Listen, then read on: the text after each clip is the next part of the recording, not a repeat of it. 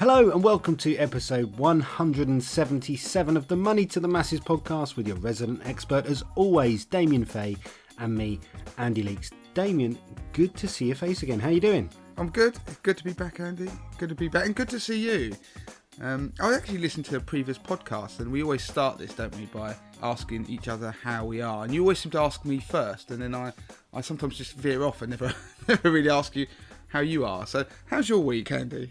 Well, that's very kind of you. I like to see myself as nothing but the straight man in this relationship. I ask the dumb questions, and you get all the glory. That's the way it should be. So I'm sure the listener doesn't really want to hear what I've been up to, but what have I been up to? I've taken delivery of a ridiculously expensive bed. We won't go into the details, but really excited about that. And I've been travelling around the country with my day job, and I've lost another maybe half a stone in weight. So, yeah, all in all, not bad. I was going to say, Andy, that's a pretty productive week. Well, including losing weight. I mean, I'm impressed. Well done. Yeah, and that's with 2 barbecues last weekend as well. So I was quite impressed with that. That is impressive. I mean, I've not got anything quite as personally impressive as that, but I've obviously been watching the mighty Spurs crawl over the line in the Premier League season. But business-wise and Money to the Masses, we've been doing various things behind the scenes. But it's a new business year for us, and so there's a lot of work going on in terms of projects, what we're going to make, and there's some really exciting stuff that we're planning for the next year, but in particular products that we're going to make to help people improve their finances. If you think of the 30-day money plan, if you made that not a book but something far more interactive online, you'll be in the ballpark of where our head is at, so our heads are at. So that's going to be pretty good. So trying to do that, but also one of the pieces this week is going to be a quick touch upon something we are doing about helping mums get back to work. And so mums who've had children and end up leaving the workforce or having a career break. And as you and I know both, Andy, our respective partners have ended up having career breaks or whatever, and it's quite tough for them to try and get back into the workforce. So we're doing something positive in that regard. So I want to touch upon that this week, actually. So that's really good when you have something that you build a business, or you want to try and build a brand. You got to do the things that you think are right, and it's quite nice to be able to do that. Brilliant. So what shall we start with? Well, I'll quickly run through what's on this week's podcast. There are quite a few pieces that I might chuck in, but the main pieces are going to be, 1, potholes. So the thing that is the bane of our lives, the big holes in the road. I'm going to talk about the problems of them and what to do about them, because obviously lots of people end up damaging their cars using them. So you can actually claim back money. I want to go through the problems regarding potholes, because there's been some interesting stats that have come out about that. I might briefly touch upon something to do with investing, but more of an FYI, 30-second FYI for people out there to look at. £99 fuel deposits. Now this leads on nicely from the investment piece. But did you see that, Andy? There's been news out there about people having money locked on their cards. So if you're a motorist, you need to listen to this. And finally, I want to talk about this mum's part. So that's another piece. And there's a lot of other little bits along the way, including some of the stuff I've been talking about, and causing an issue on Twitter, a bit of a storm with some of my comments about advisor pay. So we're going to touch upon that as well at some point. So there's a lot in there. We can best crack on. You've been upsetting people again, I see. Should we start with kind of like the motoring stuff? Should we cover off the potholes and the petrol first? Well, yeah, they're 2 pieces, so that's going to be the lion's share. So let's do that. But actually, before we do, we always ask for reviews at the end of the podcast. And we once made a promise we'd stop doing that because it encouraged people to give us more reviews if we did it early on. Well, we begged for reviews last week, and I think I tried to tie it in with my birthday celebrations, and people responded. So I'm going to just read out a couple, because to encourage everyone to give reviews, give a review and we're going to read it out on the podcast. So the first one I'm going to read out is JM again, And the reason it says again is because the title is still doing great work, and the review is Damien and Andy are still doing great work. This is my second review for the show, and I just wanted to say how the recent episodes have been superb. For example, in this Sunday's, Damien explained very well how currency exchange rates work while talking about the Revolut card. Even though I have an economics A-level, I am sorry to say I have never totally understood when a currency is strong, what happens when it is devalued, etc. You guys have a great knack of explaining complicated things. Great stuff, and keep up the good work. Now, that is a great review, but it also points out something I didn't know, that you can review a podcast twice.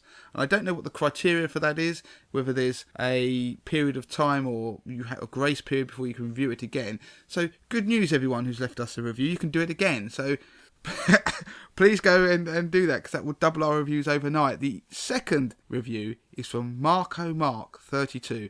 One of the very best podcasts to listen to. Always informative and entertaining. I love popping Damien and Andy on as a treat during a relaxing Sunday. I've learnt so much on money-related matters and turned my finances around, as well as dabbling in 80/20. I hope this podcast carries on for a long time to come and only stops when they drop, which is a great review and also an interesting sentiment. Given my health, that probably means next year, but... Oh, don't say that. No, I'm only joking. I'm sure it won't be. I actually spent 4 hours up the hospital having an infusion. It's with my Crohn's, my new treatment. I spend epic amounts of time in a hospital. It's good, it's a positive, but I just sit there in a room that's the size of a broom cupboard, having something pumped into me for 4 hours. And it's good because it's obviously a wonderful NHS. I don't have to pay for it, but it helps me try and overcome my Crohn's. But it was the cause of one of my Twitter storms that the other day, so I might as well quickly touch upon it. Yeah, let's do it. Well, who have you been upsetting now? Well, I upset the financial advisory community again, and I was looking at some research that had come out about advisor pay. Now, Andy, how much do you think advisors are paid? A financial advisor, what do you think a typical wage for a financial advisor would be? Are we talking about a gross salary, like effectively a P60 annual earnings? We are, Andy. The accountant of you, and you Sorry. just leapt out there. Sorry, I do apologise. I would say the average experienced advisor should be earning somewhere between 50 and 70,000. That's my guess. Yeah, and some people may have fallen on the floor thinking, really? Well, if I told you 23% of financial advisors earn over £100,000 a year. Now, you can understand why I started to get itchy fingers on Twitter, because not only that, but since 2011, employed financial advisors, so they're the guys who don't even have to go out and build a business, the ones that have to convince clients as such. They're pretty much spoon-fed with people walking through the door who want to need financial advice. They have had an equivalent pay rise of 40%. I mean, what world do these people live in? I mean, I know there are exams and qualifications you have to go through, but trust me on this, I've done them. And they aren't the hardest thing in the world. The advisors do cherry pick. There will be people who say that, yeah, but we have to do some very complicated things. They do, but the fact is, because they're trying to make as much profit as they can, then they can pick the low-hanging fruit in the advice world, and so therefore the most profitable cases. And on this podcast before, I've highlighted to people about how they charge and how you need to get value. But what it does highlight is that the financial advisory community, on the whole, I know there's always exceptions, there's some fantastic advisors and some fantastic businesses, but as a collective, they have a pre-RDR business model, and they're operating in a post-RDR world. Now, what I mean by that, RDR was the Retail Distribution Review. It was basically the rules that started to change the way they charge people, so it had to be more explicit and couldn't have commissions on certain products. So it meant that you actually paying them with a fee for what they were doing. But, of course, they were really, in the days where they were lauding it and making huge profits and fat cat kind of wages, they've now moved into the new world, and they're still expecting that and still trying to charge it, which means they are just going after the people who have got more money and who will pay their sometimes extortionate fees, which gives that advice gap for the most people. So that is obviously where money to the masses comes in. So that was my rant. I just pointed out the fact, and I think the closing line of my tweet, which was, never have so many people earn so much money from so few people. So that obviously angered them slightly. And so people started coming back questioning the research. It wasn't my research. And then they started questioning, when we fill these things in, we lie about it just to ruin the research. What world are these people in?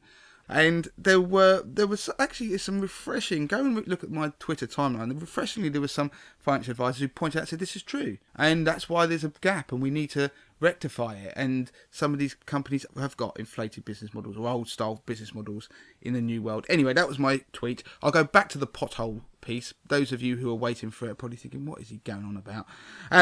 Potholes, Andy. Ever been a victim of one yourself? I've never had one that actually damaged my car, although I know of nearly every family member who has at some point and damaged either their tyre, like the rims, or burst a tyre. Have you been a victim, Andy, of a pothole? No, I've on a private road. I've been the victim of a pothole, but that was that serves you right for going off road. Well, apparently, according to the latest news headlines, it's an epidemic. There's an epidemic of potholes in the UK. I wonder what qualifies an epidemic. I've always wondered that. Maybe that's one for me to Google off the pod. But yeah, what qualifies an epidemic? Well, Get in touch if you know. I thought it actually got to the point where it was spreading. Well, perhaps it is, but obviously the cold weather doesn't help because the water freezes in the road and then it causes the roads to collapse. And also the government doesn't pay enough money, or the councils don't have big enough budgets to repair the roads. But the upshot is that the monthly bill for insurers and motorists, according to the AA, as a result of potholes is £1 million. Now, that's a lot of money. So there are so many claims going through at the moment, and partly because of this cold weather. So far in 2018, so just a timestamp of this for people listening in the future, we're in May at the moment, we've had more claims already in 2018 for potholes than we did in the whole of 2017, and 32% of drivers have had a pothole incident in the last 2 years which has damaged their car. So wow, it actually got to the point where it was so bad and infuriating. A particular driver, he started going round and putting doll's heads in the potholes to alert other drivers. So I think if you go onto the BBC, you see photos of them in a slightly freaky doll's head popping out of the road kind of way. But I applaud that, and I think it was just to make a point. But what do you do if you are a victim of a pothole? Now, I'm going to run through 6 things you need to do. The first thing is you need to obviously get out safely and check the damage. And when you check the damage, obviously you're going to look at tyres or the wheels, but there may be a case that the damage might not become apparent until slightly later, so you'll start having funny knockings on the car, or if the suspension's been damaged anyway. If you have any damage, you should take notes and photos, and because one of the reasons you need to do that is because, like I said, you might not find the damage till later, so you can't rely on your memory of what happened, where it happened, and how it happened. And I've seen some suggestions that you should try and put things in the picture that are relevant, not doll's head, to give some sort of perspective, so like a shoe to show how big the pothole was. So, I mean, you could probably get a Subbuteo figure and put it next to it and say, look, this one's enormous, but it's a sinkhole, not a pothole. But once you've done that, there's an important thing. You need to report it. And many people might not know that the councils or the authority that is responsible for maintaining that road are liable for any damage that's done to your car.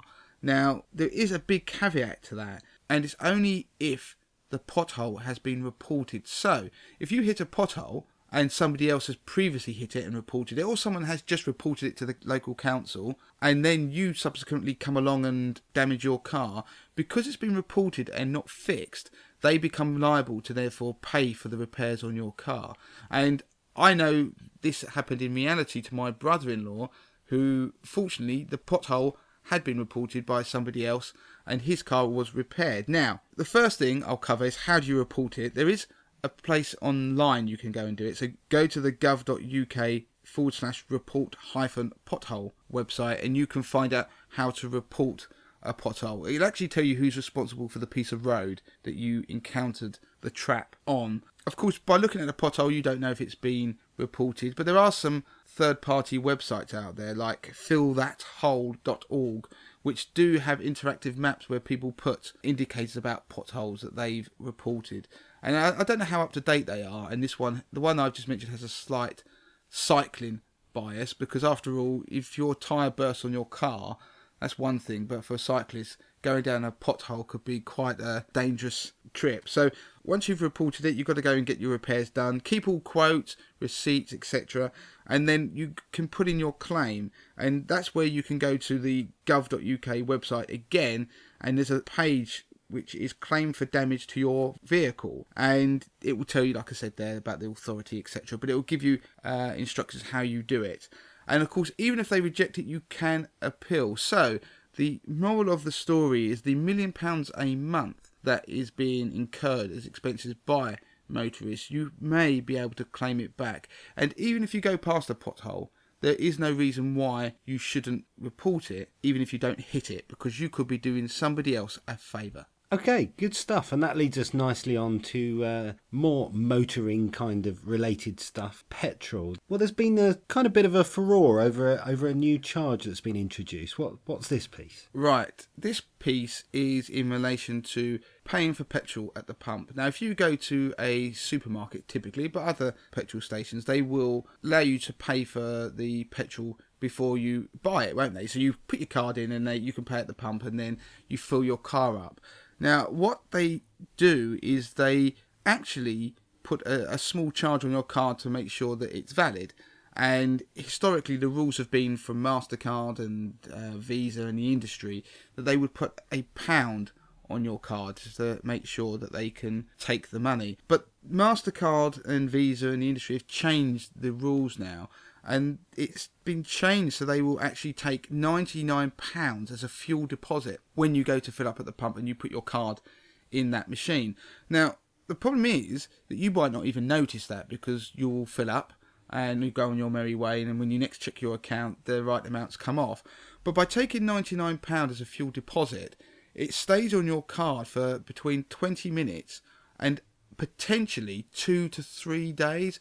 And the reason why there was a furore is because Asda was the first supermarket in the UK to implement this, and there were people who found that they had basically £99 locked in their accounts that they couldn't get access to until it was reversed a couple of days later, and that was the extreme cases. So the point is that the rules have changed, and some of the other supermarkets like Tesco, Sainsbury's and Morrison's are reviewing these things because they haven't done it yet, and obviously noticing, God, that as they're getting a bit of battering over there, maybe we won't do it. So either go in and pay for your fuel if you don't want to run the potential risk of having money locked on your card for £99 for a couple of days, or use a card that you don't mind, like a credit card or something like that. You don't mind if it is locked on.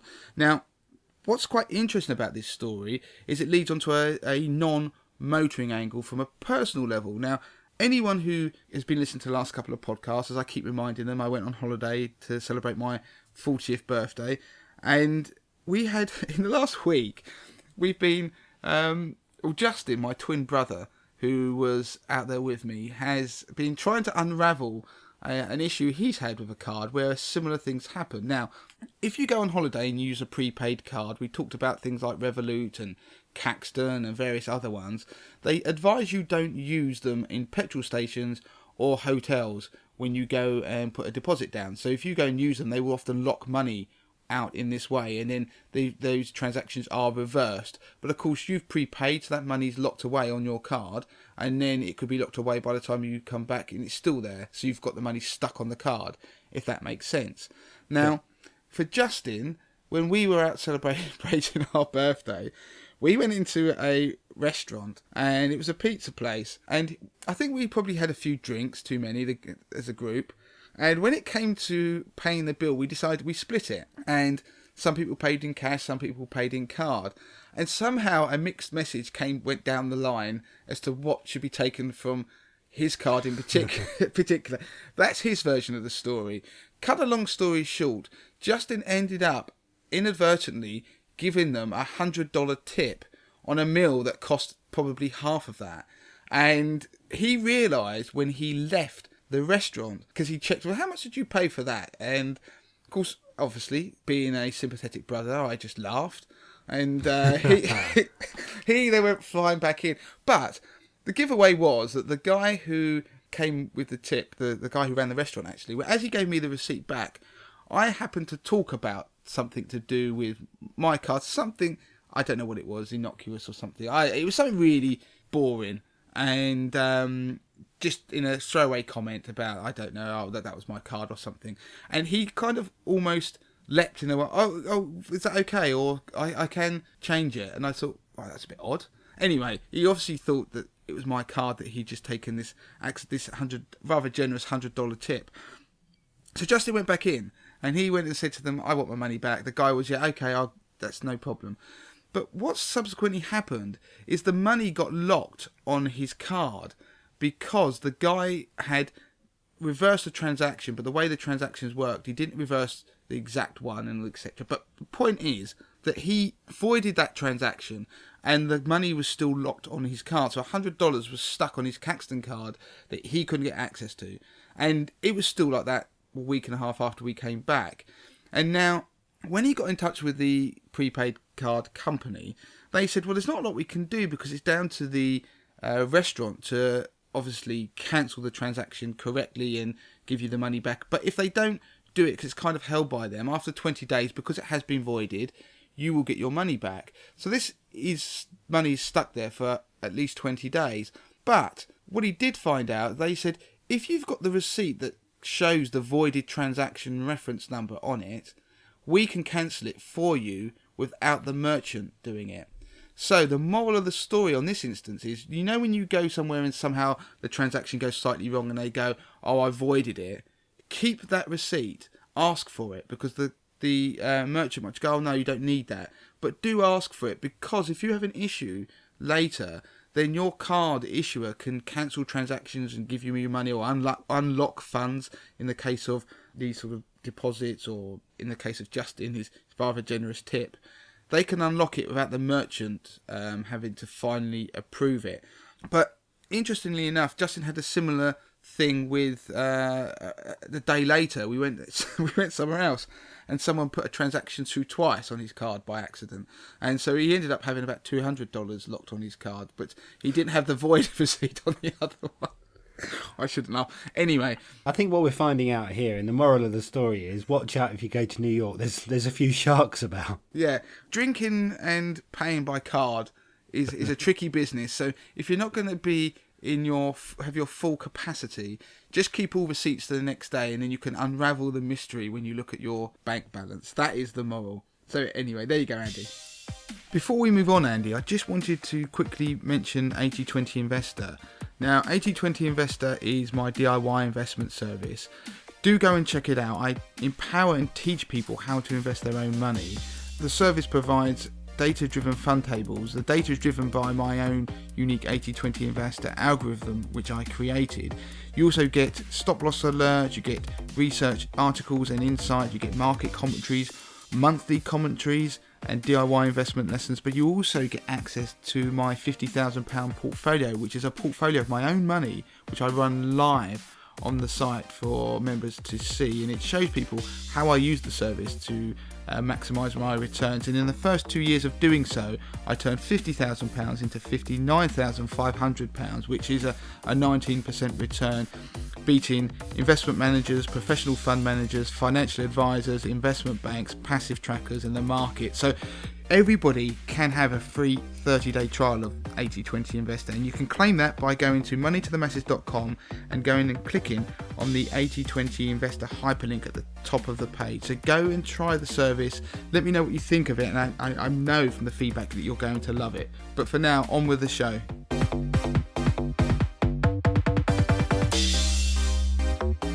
Good, so there we go. We just heard the advert there, and you mentioned at the start of the podcast there was a small throwaway piece on investing. Have we got time to do that?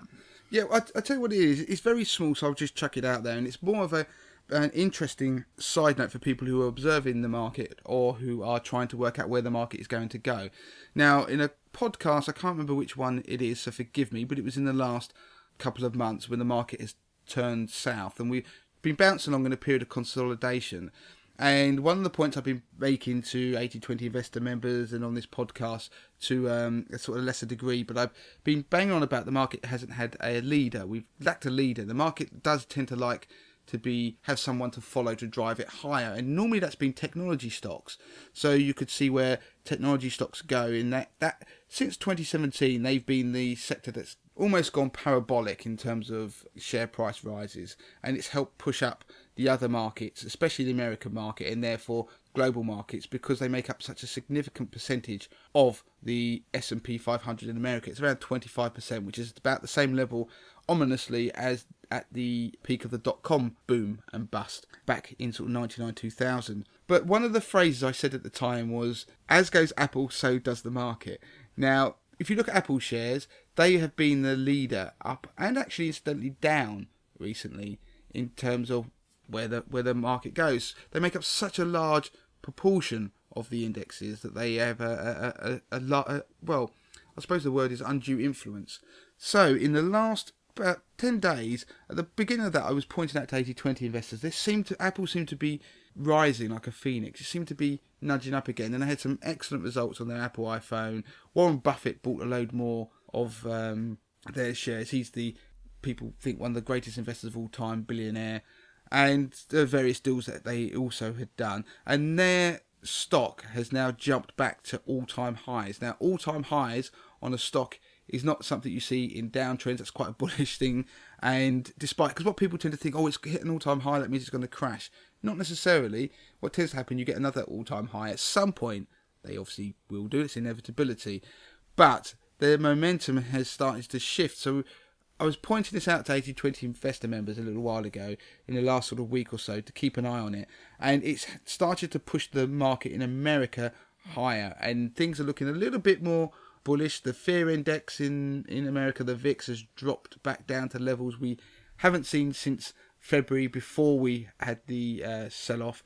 So it's an interesting one. The market is in that consolidation period. It may be coming to an end, but keep an eye on the share price of Apple, because it could give you a very good indication of where we're going next. Beautiful stuff. We're done, aren't we, Damien? No, we're not. There's a piece on successful mums, Andy. I've left it to the end, and we've got to squeeze it in, because it's something that I'd like to champion, really. Successfulmums.co.uk. I've kind of proved the point there, haven't I? I've proved the point that we're trying to make, that it's tough as it is for mums already. They're kind of the forgotten breed, and there's me forgetting about the fact that we're going to talk about them. So I apologise to all mums out there. I've got one, my wife is one, and let's get on with that piece, and a very important piece. Apologies. I feel terrible. You shouldn't feel terrible, Andy, because I did leave it to the end, and I've tried to cram in a hell of a lot in this podcast.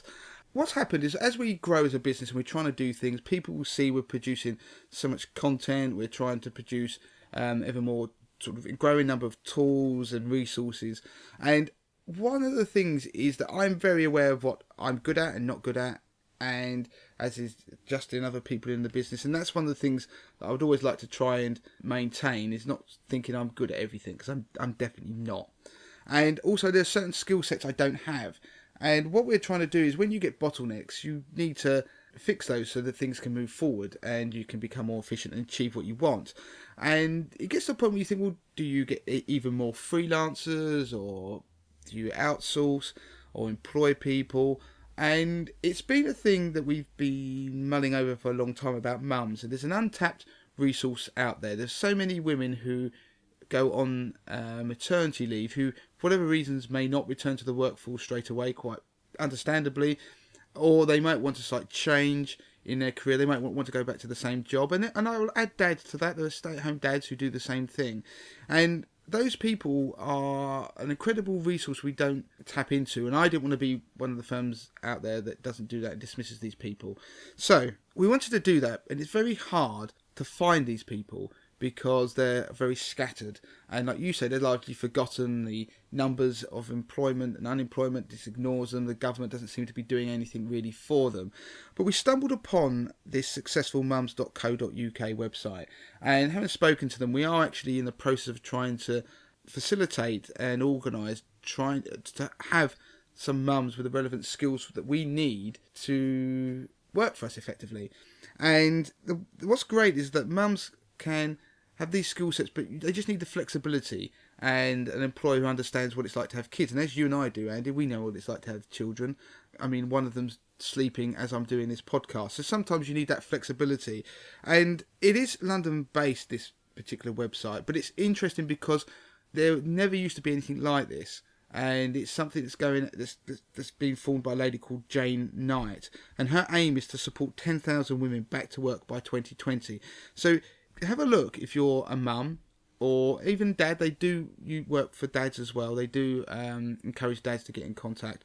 If you're an employer or someone who's looking to get your mojo back, as they say on the website, go back to work or start a business, they support you. And they have taster sessions, they have government funded courses, and they will have job boards, etc. So it's a great movement, and if you are aware of any others in the country that we can mention, then do get in touch, because I think it's a wonderful thing. She may be a lady who I might try and interview for the next season of One Giant Leap when I get the time to eventually do it. I know I keep promising it.